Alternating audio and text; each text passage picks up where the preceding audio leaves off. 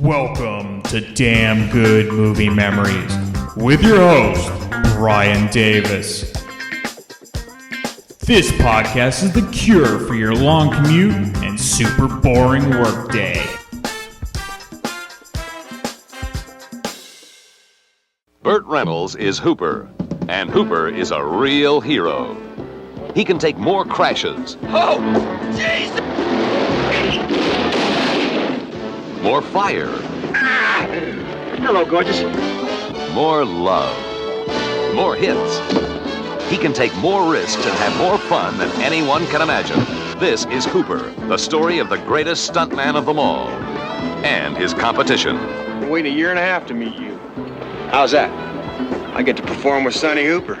Oh, hell, that ain't no big deal. I mean... Burt Reynolds, Jan-Michael Vincent, Sally Field. I'm yours. Brian Keith, James Best, Robert Klein, and Terry Bradshaw. In Hooper's world, talk is cheap, and life is cheaper. We may be in trouble. A stunt is a gag, and a gag is no laughing matter. Bam! Building falls on you, crushes you, fade out the end. Great, Roger. Of course, we'll have a dozen cameras going. And when the director yells, Action! Go! Go! Go! I want to hit it! he really means action.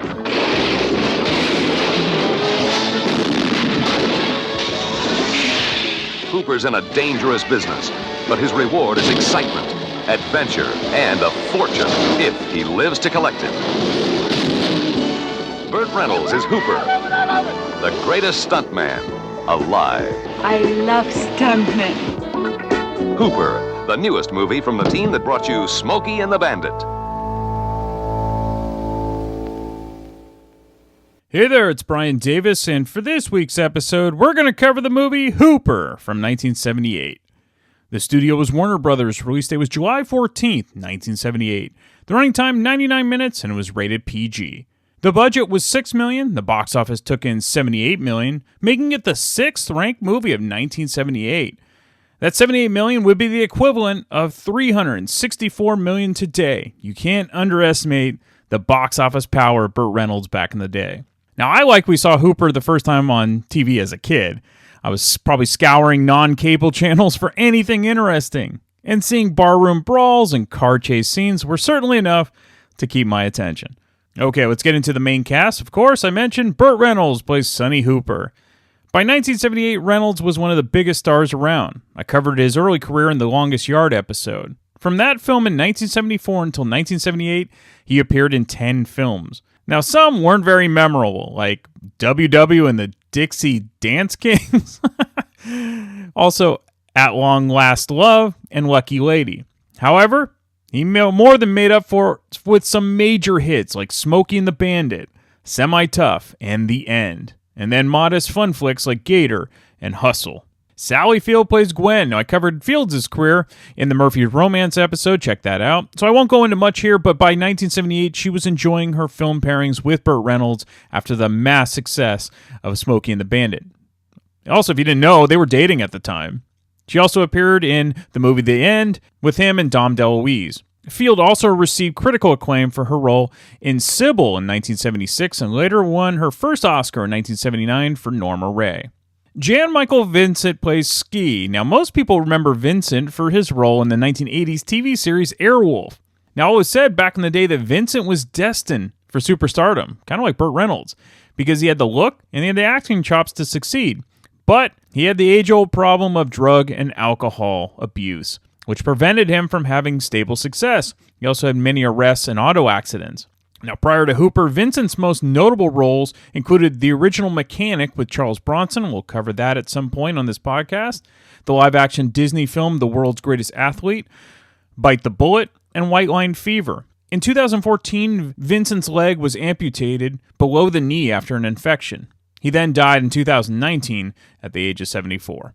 There's some other great character actors in this film, like Brian Keith, John Marley, who was Mr. Horsehead in The Godfather, stand-up comedian Robert Klein, James Best, you'll remember him from The Dukes of Hazzard as Roscoe P. Coltrane, Alfie Wise, and Adam West. The director, Hal Needham. This film obviously was near and dear to Needham because he started in the film industry as a stuntman himself. He was working on Western films and TV shows. Needham wrote the screenplay to Smokey and the Bandit and later directed the film when Burt Reynolds, whom he was friends with, gave Needham the chance he wanted to direct. That film, of course, was a smash hit, which gave Needham the opportunity to direct more films. Hooper was his next project. Now, Needham would direct other Reynolds films like the sequel to Smokey and the Bandit, The Cannonball Run, and its sequel, and Stroker Ace. He also directed one of my favorite movies as a kid and an 80s cult classic, Rad, when there was a BMX bike craze. And for WWF fans of the 80s, he directed Body Slam with Rowdy Roddy Piper, Captain Lou Albano, Derek Benedict from the A-Team, and Tanya Roberts. I own that one as well. Thank you, Kino Lorber. All right, let's get into the film. So it opens with an up-close shot of a man wrapping his surgically repaired knee. That man is movie stuntman Sonny Hooper. That's Burt Reynolds. His entire body is covered in scars as he puts on his padded motorcycle outfit for another day of dangerous work. Sonny is working on an action film named The Spy Who Laughed at Danger, directed by Roger Deal. That's Robert Klein. Sonny pulls off the stunt where he goes under a big rig truck and then leaps over a moving car before tumbling off his bike into a patch of bushes. The star of the film is Adam West, playing himself, as Hooper is his stunt double. Now, Roger Deal isn't that impressed with Sonny, although he's the best stuntman in the business, and his body has paid the toll for the years of abuse. Mr. West, please. Coming, little lady. Hooper, let me stand with you. Hooper, you can wrap for the day. How was the stunt, okay? Yes. That good, huh? Yeah. Would you go so far as to say perfect? Well, that's what he's supposed to be, isn't he? Tony! I hate it when directors slobber all over me like that. Well, when your last picture made over $100 million, you don't have to slobber over anybody. You got any perks? Yep. Listen, if you're hurting that bad, you want me to go get the kit? No, I'll just chomp on a couple of these. What is it this time? My frickin' back. Are you all right, Sonny? Never felt better and had less. Hey, listen, you can be replaced. That bite gag was terrific. Would have killed your ordinary man. Hey, Cully, you taking care of my boy? Well, I'm trying to, Mr. Burns. Well, make sure you don't give him any more of those goddamn pills. By the way, Sonny, there's a new kid in town. Everyone says he's a young Sonny Hooper. How would you like to check him out? I'm full up. You're the boss. Thanks. See you later. Now, take care. See you, Max. Why is it every time I come to town, some young boy has got to try and make a name for himself? Come on, do Gregory Peck for the doctor. I don't want to see the doctor. Well, you got to go to the doctor to get some x-rays. I've seen my x-rays. He looked like a map of L.A. I know, but after that stunt, maybe you've built another off-ramp. Wait a minute. Percodine is starting to work. I feel the pain is vanishing. My God, I think she can dance. I think she can turn. I think she can work. Jesus! How about a date? Life in the fast lane involves lots of pain medication, it seems. Sonny lives in a large ranch-style house with his girlfriend, Gwen. That's Sally Field. How'd it go today, okay? Okay. No problems? Yeah. You fill all those little minds at school with lots of knowledge? Oh, I did my very best. Huh. Kelly called. Oh, yeah? How's your back? He's got a big mouth. Oh, come on. How's your back? A lot better than his butt's gonna be when I get through kicking it. Oh. What the hell's the matter with Cully, for Christ's sake? just Calling you up tell all the me time. Like a little damn Sonny, What? your eyes are dilated. Oh, don't start How many with that. pain pills did you Oh, take come on, today? Gwynnie. I had 2 for crying out You had loud. 2. You had 2 I don't yesterday. take You dope. had I don't 2 take You cocaine. I can't don't take smoke those pot. pills I every take single pain day. pills. I got They're pain for They Christ's stay sake. in your body. What They're is this? communal. Look at my They socks. What are stay they there doing? for long periods. Those are your socks. That's I know they're my Sonny's socks. sock Why are they on the collection. phone? And over And look at there, my if you'll notice pants that hanging on the Sonny- chandelier. You threw them there last I was in a week. horny They're mood. ready- Couldn't you take them off of there and put them And away, for Christ's all over sake? the place. If you Look notice at Sonny's this. beer can It's not a big collection. deal. What You I don't feel work is- that hard that you I've- can't take stuff I've and thought put it of away. putting it away. I've Well, why definitely don't you thought put it of putting away? it away. Why don't you But take the stuff, put it in a... Sit down, will you?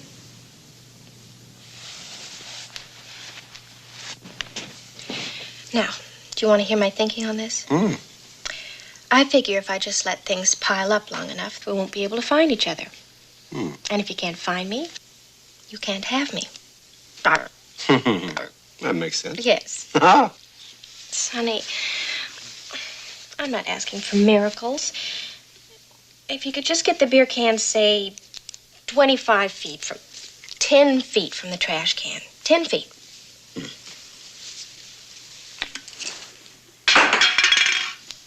Close enough. I'm yours.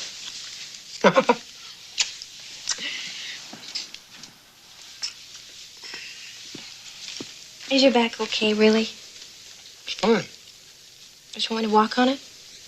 No, I want you to crawl under it.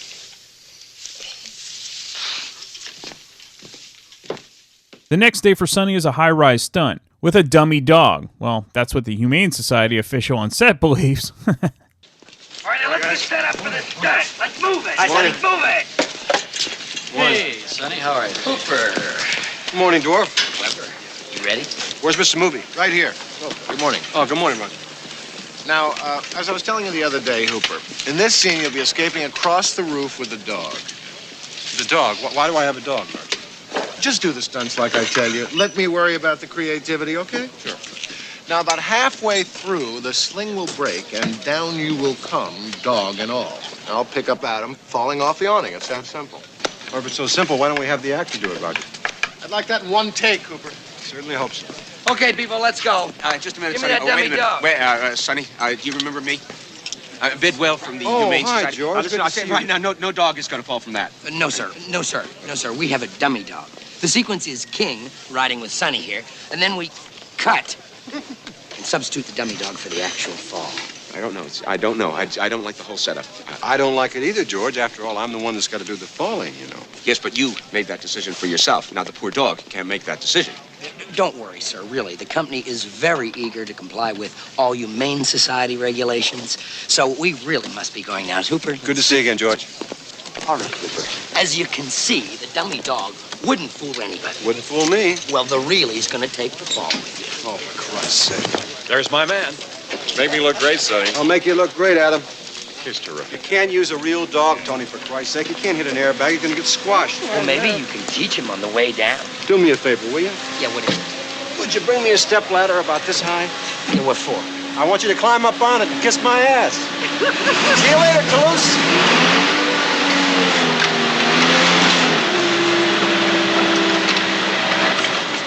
All right, people, when Mr. Wonderful gets on his perch, let's all be ready. Drop. Okay, people, we're ready. Now clear it back. You ready on the roof? Man. How you guys doing? Morning, Huffer. How you doing, son? Joffrey. Good morning. It's all yours. Okay, all set there, Sonny? Hooper, Okay. people are growing old down here. One second. You're waiting on me. You're backing up. Give me the pooch. Okay, got it? Nice dog. Got it? Going for a little ride. Roll the camera. okay? More camera. Make it good, Hooper.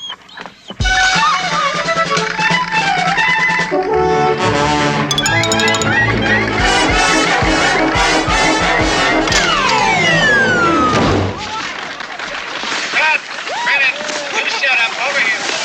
I want to make you an official stunt dog. Kelly, get this dog a belt buckle. Nice going, Sonny. You all right? Yeah, I'm all right. Really? Yeah. Come on, go kick it. I'm fine. Listen, you hit like a sack. You sure you're I suppose that you thought that was cute, didn't you? What happened to the cut? What happened to the dummy dog? What the hell are you getting on his case for? He risked his life to save that damn Sure. dog. Use the really more realistic. Do it in one take. Impress the director. Tony told me that's what you're going to do, and then you went and did exactly that. Well, we're going to be pressing formal charges against you, Sonny. You.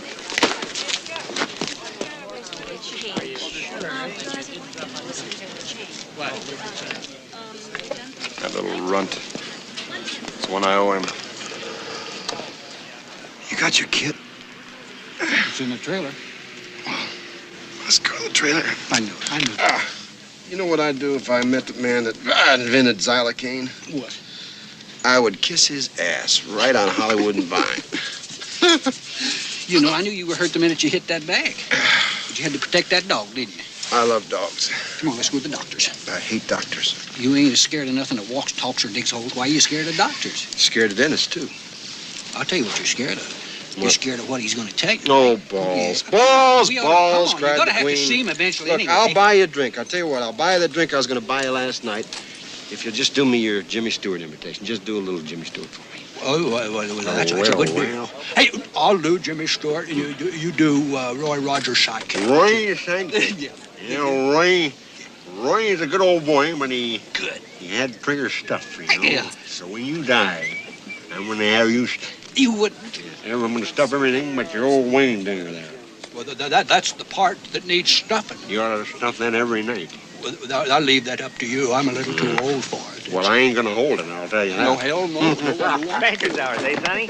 Hey, Sonny, it's a taste early for the Palomino, isn't it? Not for me, old cock. Hey, I want to tell you what, the dog was perfect. Yeah. Sonny's on-set buddy and Jimmy Stewart impressionist is Cully, played by James Best. Of course, I mentioned best known for being Roscoe P. Coltrane on Dukes of Hazzard. Sonny agrees to participate in the stuntman's charity show, which helps needy kids. We also meet Gwen's legendary stuntman father Jocko, played by Brian Keith. We also meet the next hotshot stuntman looking to take over as top dog in the stuntman world, Delmore Ski Shidsky, played by Jan Michael Vincent. Get ready for the chariot race, kids, and everybody will have to pick your own hero. Hey, that was a nice ball you did back there. I'll be Sonny Hooper. Been waiting 1.5 years to meet you. Oh, yeah? What happened to Hammerhead? Oh, he was feeling poorly. Bad for him. Good for me. How's that? I get to perform with Sonny Hooper. Oh, hell, that ain't no big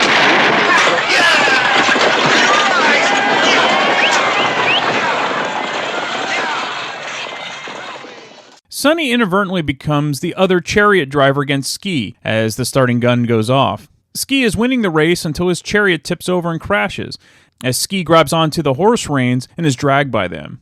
Sonny then jumps on Ski's horses and slows them down, which makes Sonny kind of look like a hero and humbles the cocky kid. Sonny also had his horse lay a giant dump on Ski's fancy car.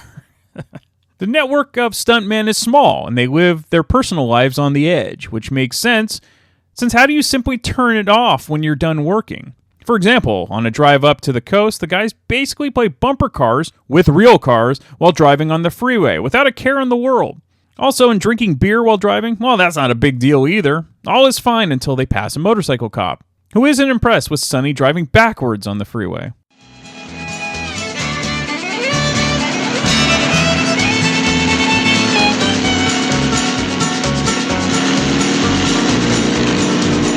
Hey, what do you think you're doing? We're just going backwards. Pull that thing over. Do what? Right over there by the curb. Okay. I don't believe I was going over 55. You were going 55 backwards. Well, that's not against the law, is it? Unsafe backing. Silly law. It's still the law. Sign here, please. Here's your license. Thank you. Here's your ticket. See you around.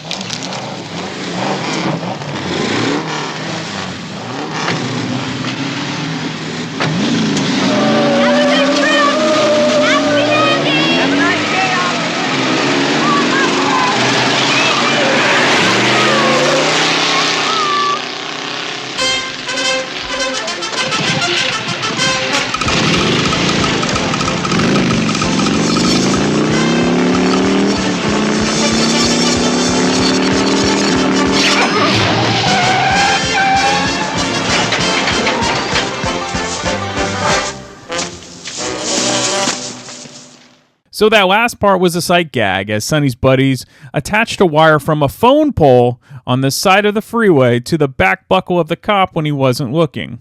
After about 50 feet, the cop is jerked backwards off his bike. He's not injured, of course, because it's the movies. Next, it's off to a roadhouse bar for some more rowdy fun. However, a few tough guys from another table don't appreciate the noise. And those men are Sherman, that's Terry Bradshaw. Yes, that TB, the blonde bomber, who used to play for the Pittsburgh Steelers and, of course, is now on Fox Sports doing the NFL pregame shows. We also meet Amtrak, that's Robert Tessier, who played Shockner in The Longest Yard, the original with Burt Reynolds. Thank you very much, ladies and gentlemen. We appreciate it. Thank you very much. We'll be right back. Stick around, get drunk, and be somebody. Thank you.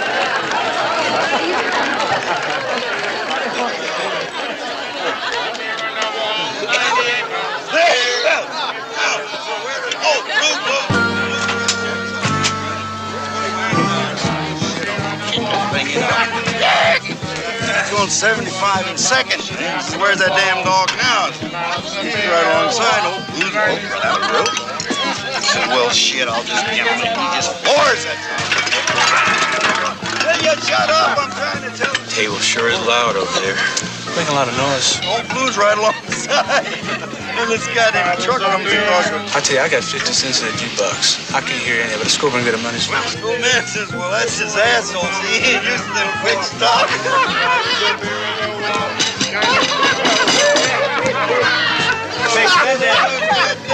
Hey, Granddad, I got 50 cents in that jukebox, and all I can hear is your mouth clapping. What'd you say, son? I'm a Mike D. I said I got 50 cents in that jukebox, and all I can hear is your mouth clapping. You hear that?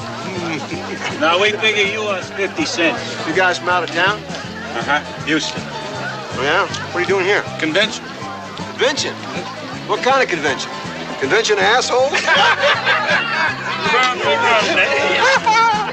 A SWAT convention. Oh. SWAT convention. SWAT team. They gonna swat flies? Get out and save policemen from drowning. No. Good. What about my 50 cents, partner? Stanley. I borrow your hard hat?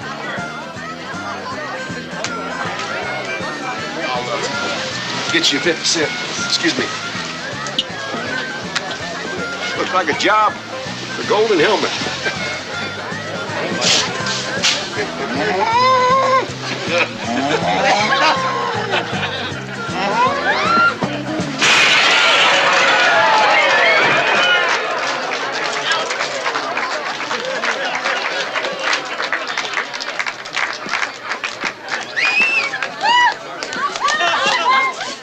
Well, if you wanted to make somebody look like an asshole, boy, you sure did.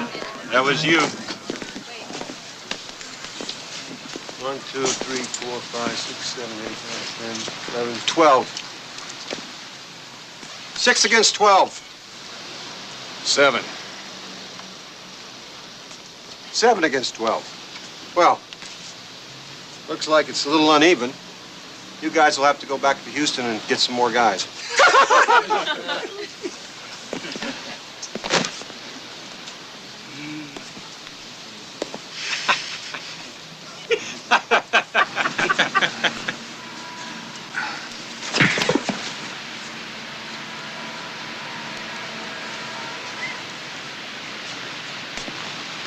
We may be in trouble.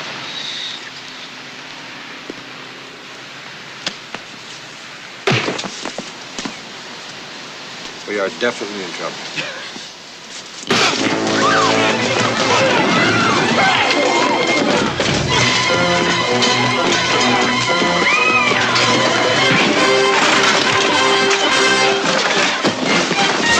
Holy shit, a fight!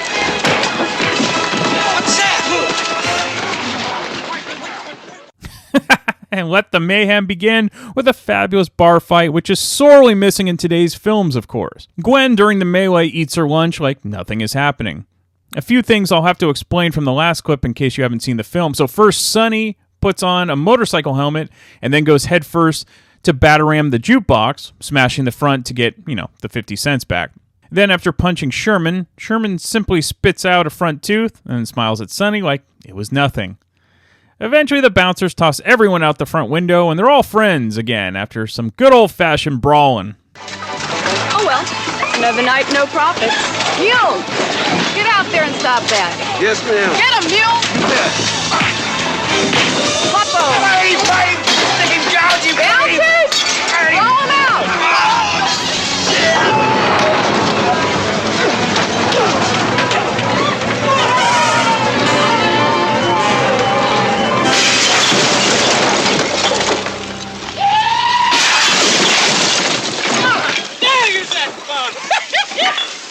Let's go! Come on! Let's go back Crazy, let's just sit here and talk about it. Oh, what are you talking about? I can't let you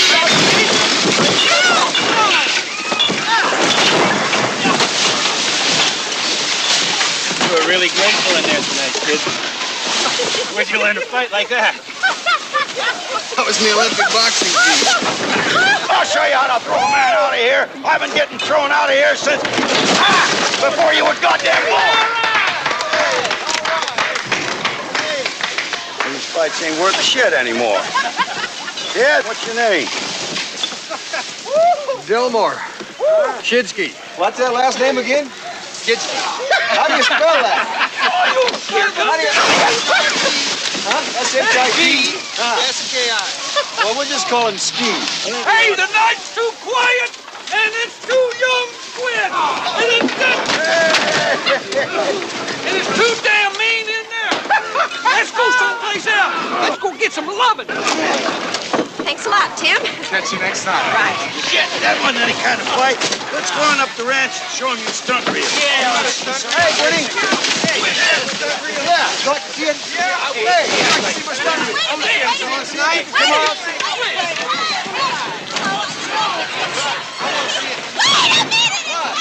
That's no big deal. You whip up some eggs for the guys and we'll have a little party. I'd like some eggs. Oh, we'll just drink. All right. Oh, what the hell? We're going to have a party at my house.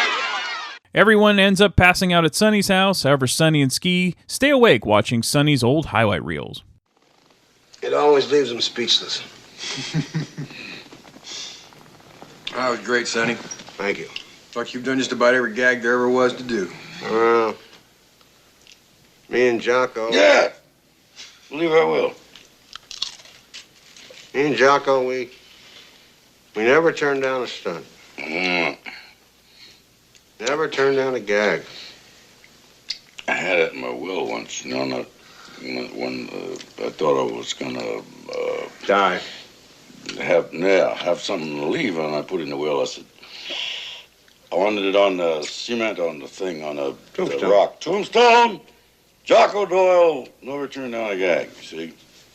Perfect. That would have been a hell of an idea. Perfect. And of course, I turned down.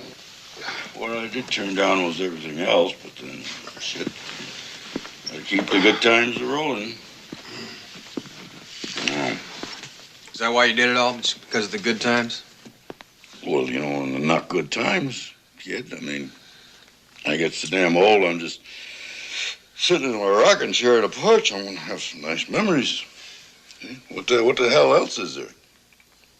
I don't know, just to maybe prove certain things can be done, or that a man can do just about anything he puts his mind to. That is too deep for me. Sun! The sun's come up. It's daylight.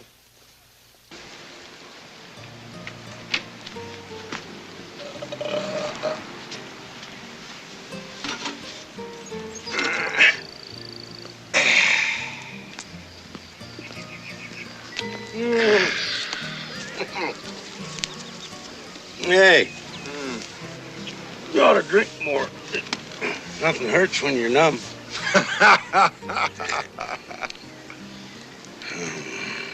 Where's the kid? He's standing there, staring avariciously into your trophy case. A little trickless slaver and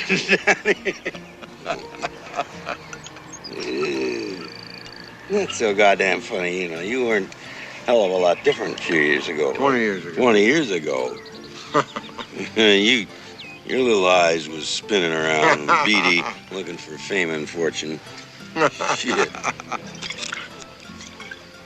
And I know damn well, too, because I was sitting there making $20,000 a year as a top dog around this place. Every time I look over my shoulder, there you are, jumping up and down, looking, figuring out some way you can top whatever gag I did. Well, you gonna marry my daughter? Oh, goddamn, Jocko. I was married once. You know that. It was a disaster. I felt like a failure, you know. I'm scared to death of marriage. Besides that, nobody's getting married today anyway. Who ain't getting married? Nobody's What the hell getting you mean married. Nobody's getting. Name me somebody that ain't getting married. Name me two people, for Christ's sake, that ain't getting married. People getting married. Faggots are getting married, for Christ's sake. What the hell you mean nobody's getting married? Yeah. I love it, Jocko. But I got to do things in my own time and You're in a my own horny way. son of a bitch. I got to do things in my own time and my own way. Yeah, well, that's what I done. See, my time my way. I wasn't even home when she was born. Listen, you. Didn't you ever want that? Haven't you ever been with Gwen? You wanna have a baby? Huh? You ever have that feeling? All the time, Chuck. All the time. The next day on the movie set, Roger Deal is yet again not impressed with Sonny's stunt, but Ski has an idea to spruce things up. However, Sonny still has creative ideas flowing, just not for the film itself. Let's try one. Thanks to the kid here, the Pollock here, we're going to have to sit around all day waiting for night to shoot. Gives me time to get over my hangover. Guys, it's Roger's birthday. Oh. No. I thought maybe we could all pitch in and think of something to give him. How about VD? Oh, I got an idea. I know something to be perfect for Roger. Everybody cough up a little money. Come on. Happy birthday, Roger. Watch your feet. You know, I'll give you a need, Roger. Well, what more can I say? But I'm very, very touched, and thank you.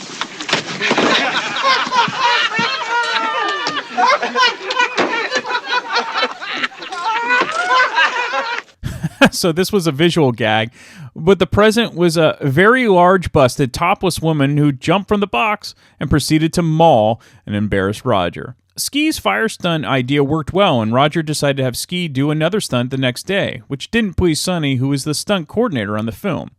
However, in the hierarchy, the director has the authority to do whatever they please. Sonny can now see the tide shifting, just as Jocko told him it would. Sonny could act petty with a new young gun, but he actually takes things in stride, and he mentors Ski.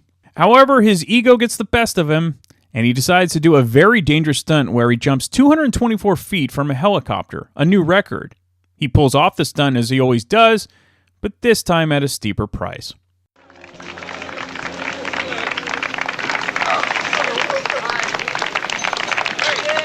Another world record for your books there, buddy. Hey, that's top. How about a can of Coors? Another record. Sonny, you can jump on my mattress anytime. Fantastic. You're great, son. That was terrific. Cooper, it was nice, and you're through for the day. I'm proud of you.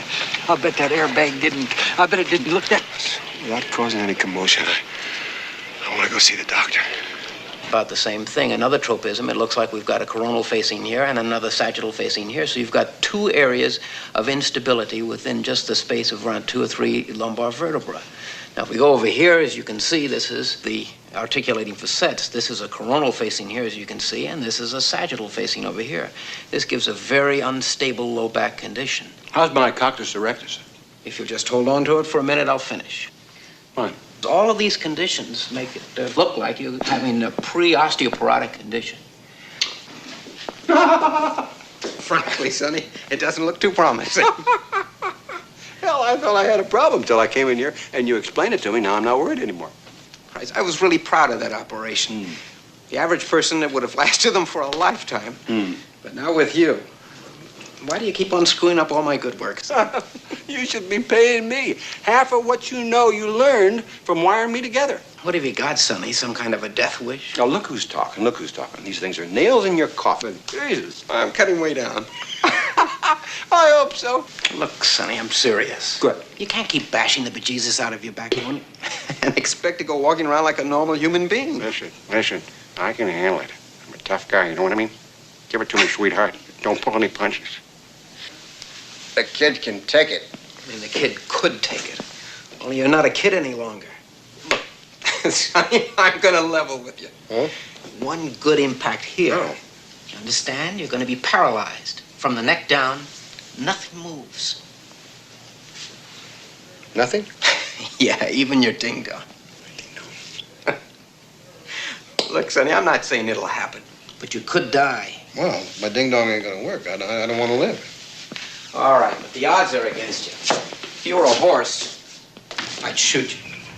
Sonny has a decision to make. He's essentially one bad break away from not just ending his career, but seriously affecting his entire way of life. But Sonny never takes anything seriously. It's just who he is. Well, because of all these wonderful stunts that Sonny and Ski have created and have made the film, have changed Roger's mind about the direction of the film, much to the anger of the screenwriter.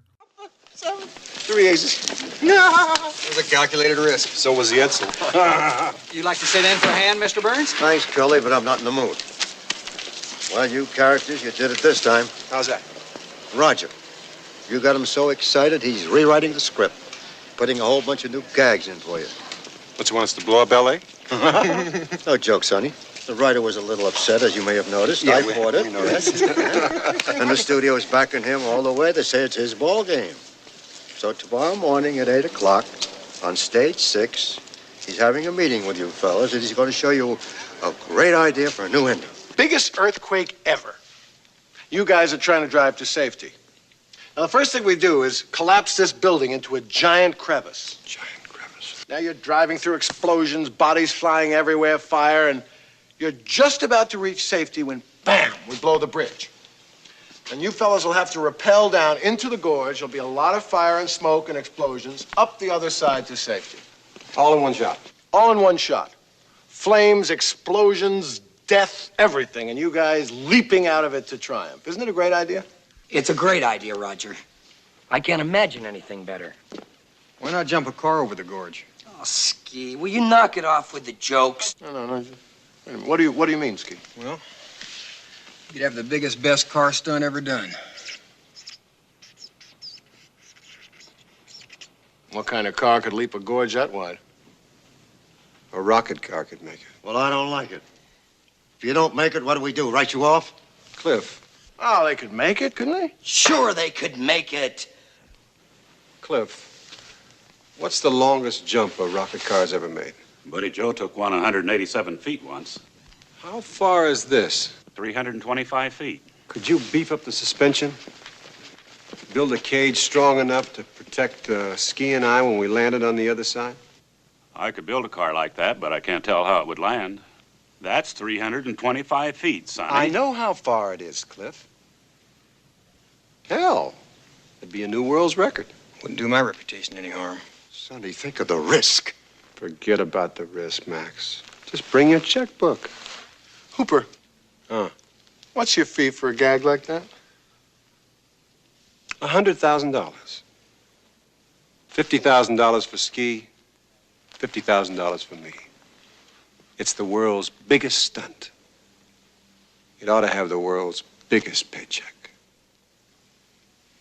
Well, look, will you boys wait over there for a minute? I want to discuss this with Roger. Of course.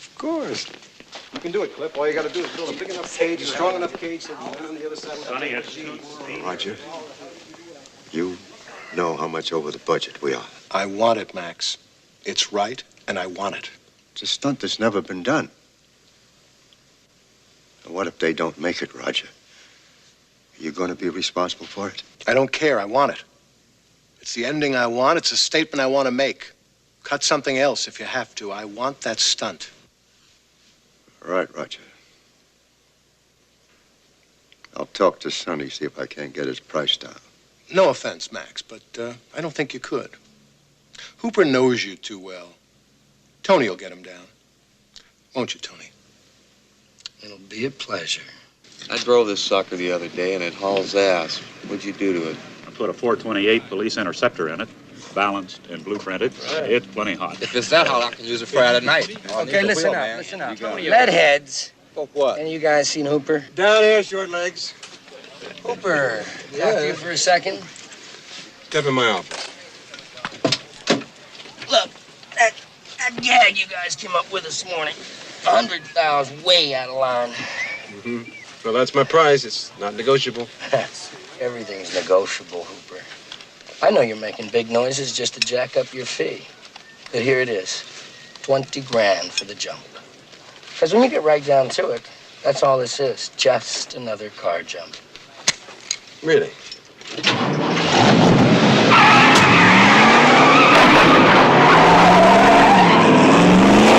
Better fasten your seatbelt. What the hell are you doing? I'm just thinking over your offer. I think better when I'm driving. Hooper, don't get excited. Maybe we can compromise. I never compromise. Life is too short. So are you.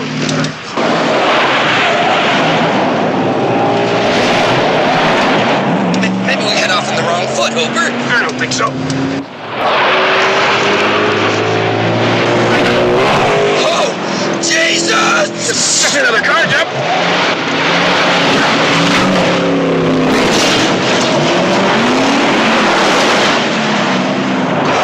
Did you enjoy that? No.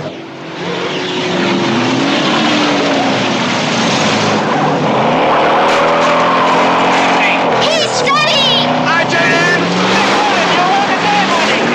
I love westerns. Look out! Here comes the wildcat!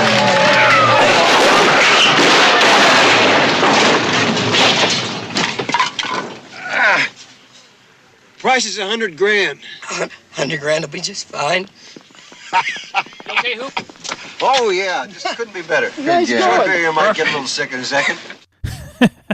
Yes, a crazy car ride ending with a tumbling crash will do wonders for a negotiation. Unfortunately, things aren't good for Gwen, as Jocko's in the hospital after suffering a stroke. Will this sudden news cause Sonny to pause and maybe reevaluate his life and his risk-taking? Or will it push him to do the most dangerous stunt of his career? Well, you're just going to have to watch the final 30 minutes and find out.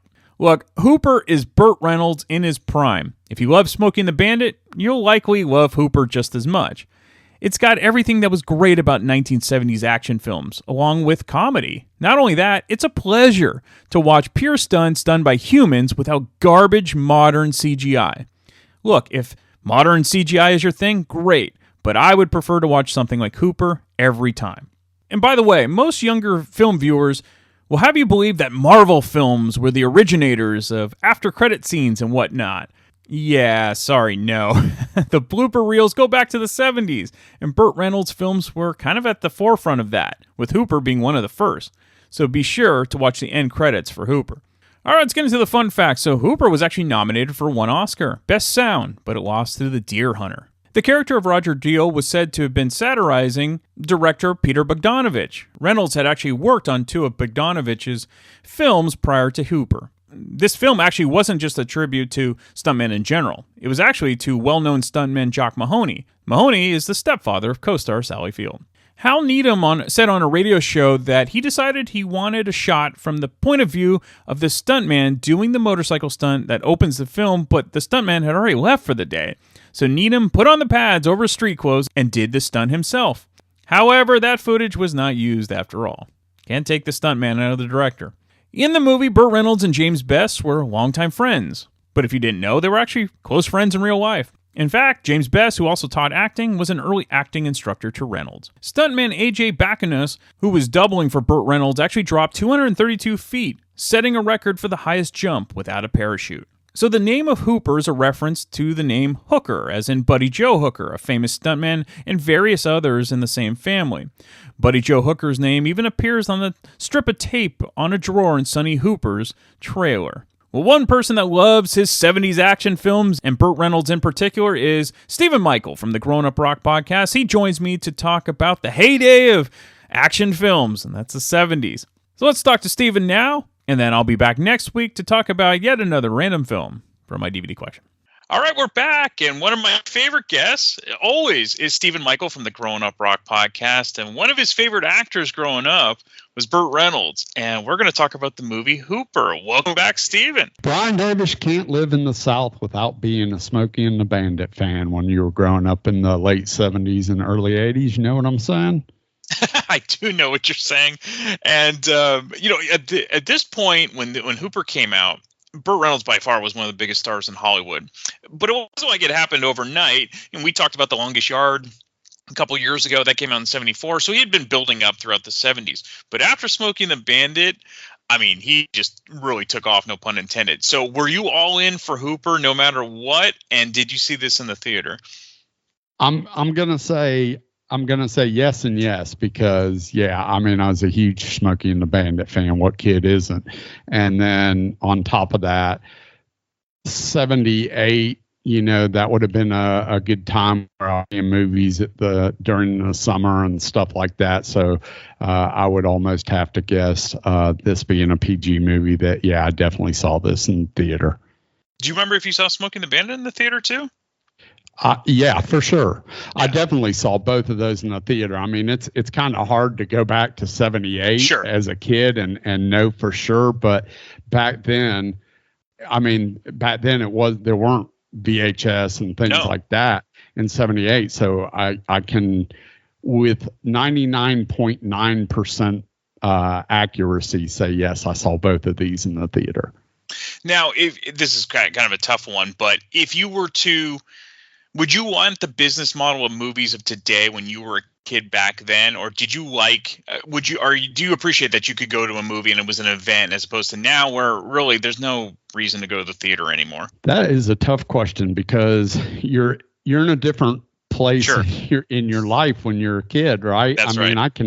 I can tell you, I have lots of memories because growing up, we lived literally across the street from a mall, which had a huge theater, not in the mall, but when theaters were freestanding, it had a huge theater, attached to the mall. And I can remember going to see movies and I can remember lines wrapped around the block for Jaws, and they used to have the big shark head on the top of the theater, and they used to, when King Kong came out, they had, a big statue of King Kong on the top of the theater. So I can remember when, big premieres were quite the event.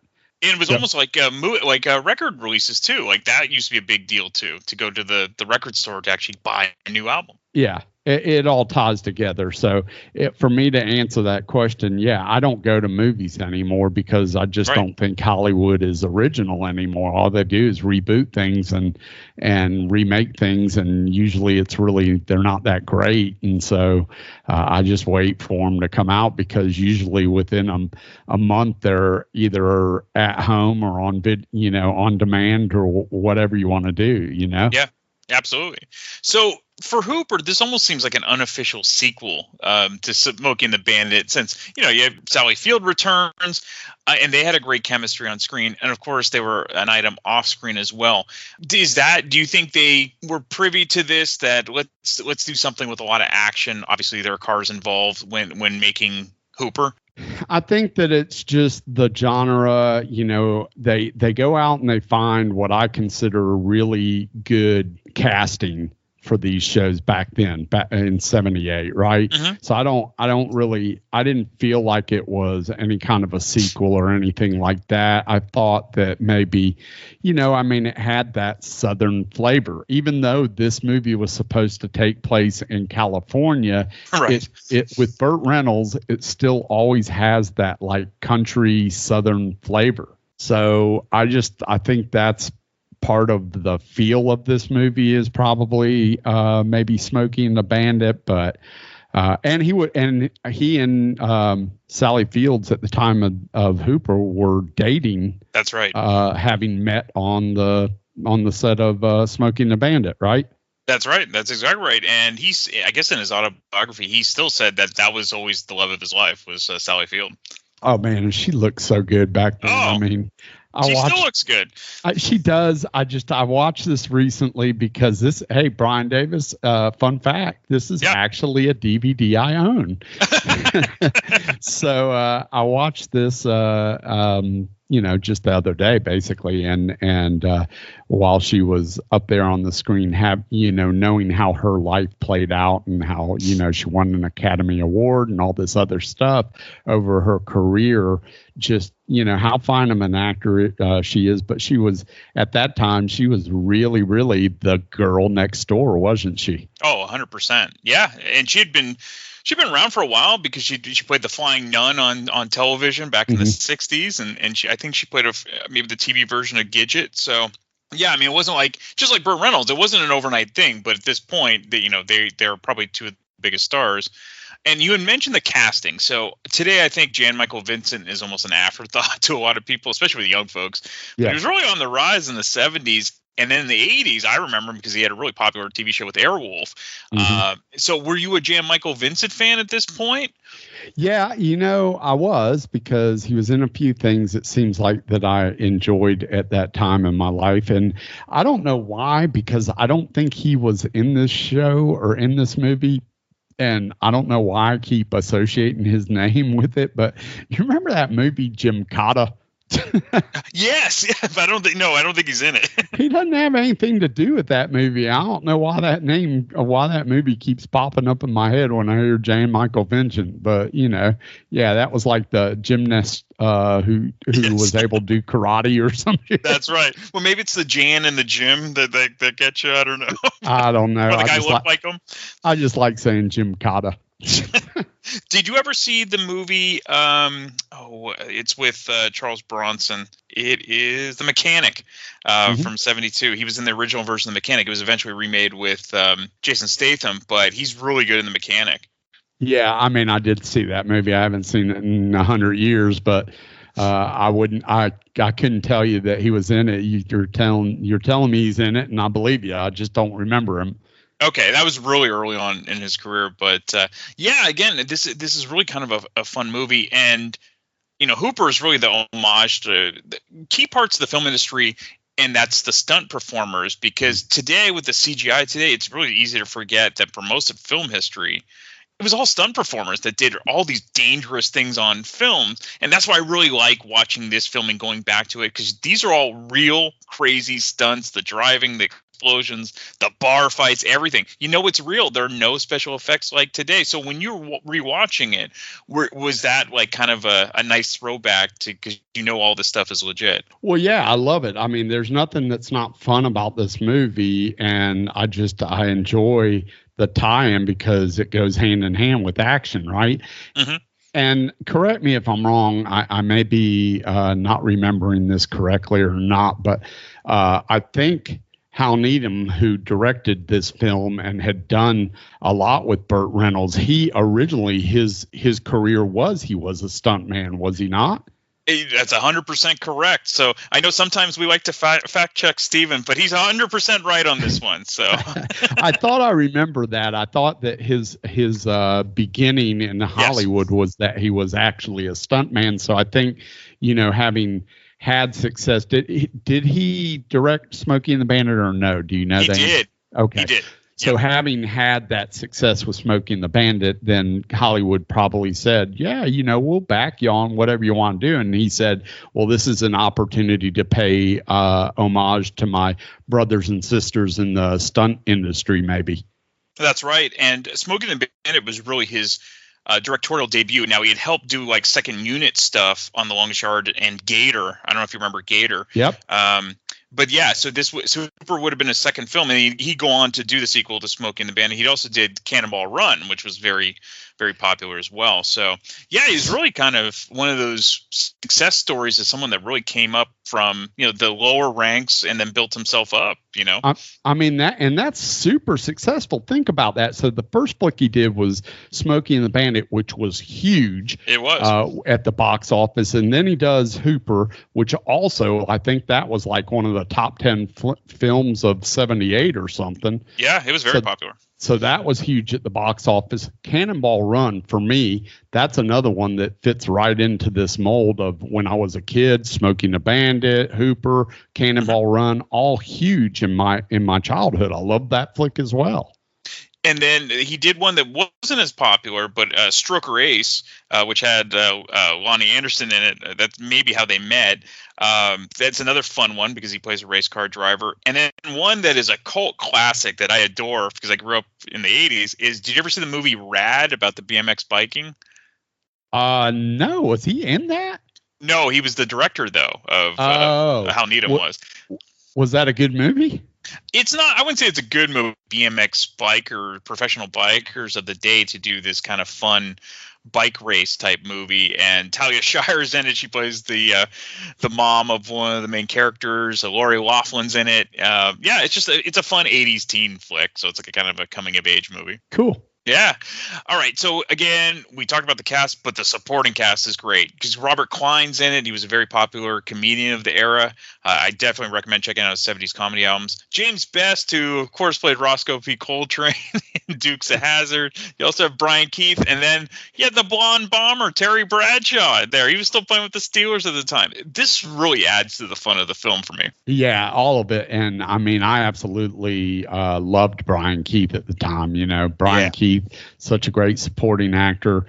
Yeah, like I said, the casting is awesome, and I don't know if this is what led to Terry doing Cannonball Run or not, but I enjoyed Terry and Cannonball Run, and it's just because the other thing is that at this time I was a huge Steelers fan. I mean, to this day, the Steelers are still my team. So this is the highlight when the Steelers were the Steelers for real back in the '78 era. Yeah.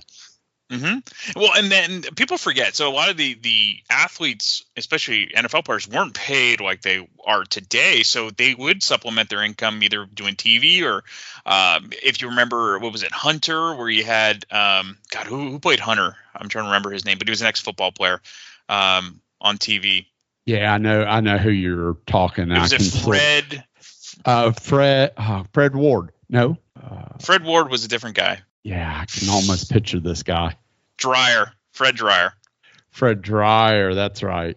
And of course, Jim Brown was in a lot of movies. He was a famous running back. Alex Karras was on Webster. He also did things. He was, of course, in Blazing Saddles, playing Mongo. And then Bernie Casey played for the 49ers, and he was in a lot of movies in the 80s. So, yeah, I mean, it wasn't unheard of to see athletes in films, which was kind of neat. Films and commercials, that's how they made their mone back then, because they didn't have the multi-million-dollar contracts. That's right. So you would have to be kind of a certain kind of nuts to be, a stunt performer. What would be the most terrifying thing for you to attempt, if you could think of something? Anything with heights. I don't do. I was going to say that. Anything with heights. You would never bungee jump. You never do anything like that. Zero. No chance of ever getting me.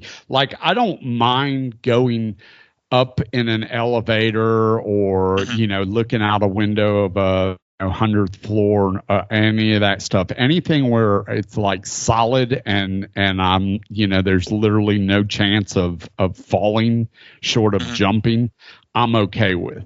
But like any of these high adrenaline sports, any of this stuff, hell's to the no on that. I'm not rock climbing. I'm not getting, bungee jumping. I'm not doing any of that stupid stuff. Would you scuba dive? I do scuba dive. I actually do scuba dive. So. Oh, interesting. Okay. I don't. That's not a problem for me. It's not to me. That's not even close to the heights. And I'm. No, it'd be the complete opposite. Yeah. Yeah, and I'm super comfortable in the water. Like. Okay. Scuba diving's not for everybody because people just are really uncomfortable in the water. I'm super comfortable in the water because growing up in Florida, right? Yeah. So, to me, when I scuba dive, not to get too far off the subject here, but when I scuba dive, it's literally what I am going to say is the closest thing that you'll ever experience short of walking in space.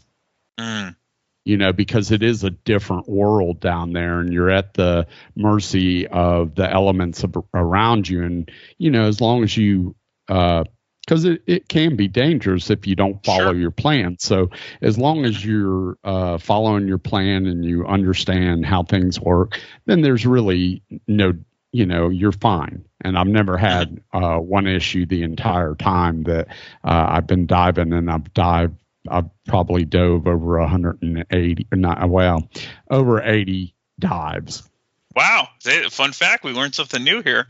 What would be the craziest thing you've attempted in your life, besides being a tour manager? Well, probably nothing, because I don't consider myself. I'm not a risk taker, Brian. Okay. You're risk averse.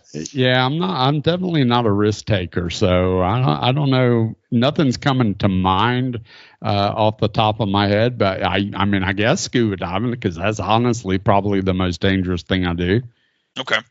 Now, going back to Hooper, what were some of your favorite scenes? And does this film still hold up for you as well today compared to when you first saw it as a kid? It does. Well, it does hold up for me today because I just literally watched it the other day. And whether it holds up the same as when I was a kid, that's kind of, I'm going to say no, because when you're a kid, I mean, everything is 5,000 times better, right?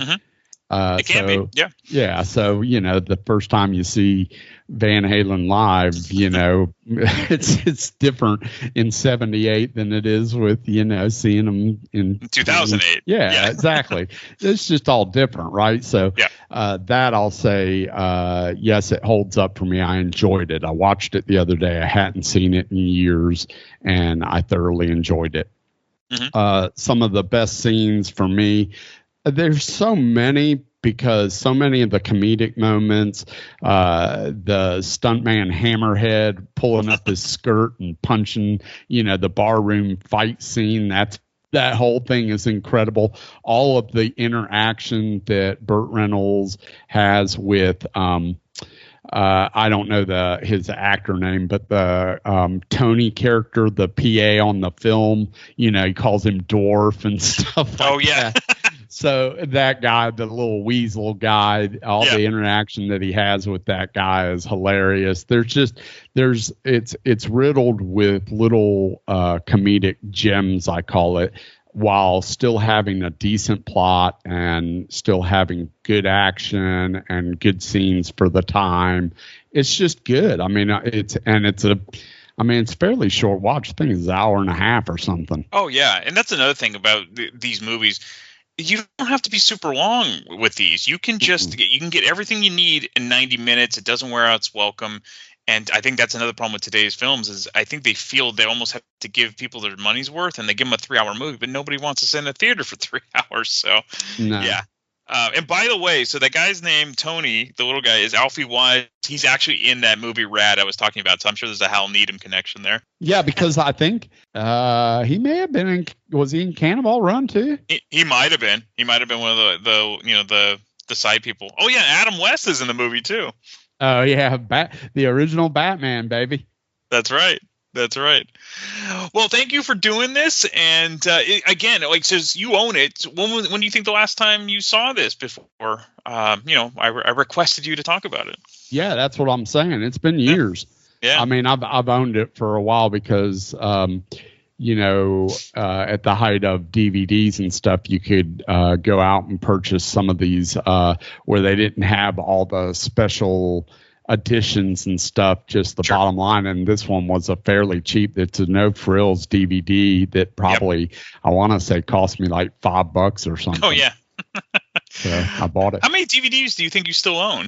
I own probably in the neighborhood of 50 to 100, maybe. Okay. 75 to 100 DVDs. Are you the same with music too? Yeah. Yeah. Well, yeah, because so music, I had gobloads of it, like literally probably 2,000 CDs at one point plus vinyl. Yeah. And we don't, we have very limited closet space in my house. So at some point I was like, okay, something's got to go. Something's got to go, because I had all these racks of CDs and stuff, and you don't ever pull them out and listen to them anymore, because everything is either you've got it streaming on your phone or you've got it, on your. I ripped everything. Everything I own, I ripped. So it was either in my computer, which then in turn was on my phone. It's all the same. So anyway, the point of the matter is that I needed the space, so I got rid of a lot of stuff. I still kept a lot of stuff that, like, I got CDs that are signed and stuff like that. Like, I kept all that stuff. Sure. I got vinyl. My brothers and sisters who are much older than I am, they've passed on a lot of their vinyl to me, so I've kept that because, I just think it's probably worth money, and probably nobody's going to pay me what it's actually worth right now. Probably not. And so I held on to it. So I got all that. Well, I think it's fun to keep anyway, but I totally understand. It comes down to space, and as you get older, do you want to keep accumulating stuff? And so that's why I'm lucky with Lindsay. She appreciates all the stuff I collect, and she's like, no, you should highlight this. I'm like, all right, cool, we're good. We're not having kids, so we don't need the space as much. So. Yeah, I mean, if you have the space, I got no worries. And we actually got a fairly sizable house. Sure. So it's like we do have a sizable house, but the thing is that it has so little closet space. That's like the closets suck here, and I'm like, wow, how do I have a 4-2 house with only 2 people in it, and there's little or no closet space? We're going through the same thing. We're getting some inside baseball here, but yeah, I mean, we're gonna have to kind of build these like IKEA closets in certain rooms just to have more room for Lindsay. So yeah, there you go. It's crazy. Well, again, thank you so much for doing this, and check out Hooper, people. All right, Dwarf. Thanks. If you enjoy this podcast and are an iTunes user, please do the show a favor and head on over to the official iTunes page for Damn Good Movie Memories. Be sure to leave a rating and a review. This will allow the show to appear higher in the algorithm and spread the joy of this podcast to the masses. If you are not an iTunes user, you can still listen and subscribe on Podbean at damngoodmoviememories.podbean.com. Be sure to like us on Facebook under our Damn Good Movie Memories page. You can also listen to a limited number of episodes on YouTube. I hope you enjoyed this week's episode, and be sure to tune in next week for an all-new episode of Damn Good Movie Memories.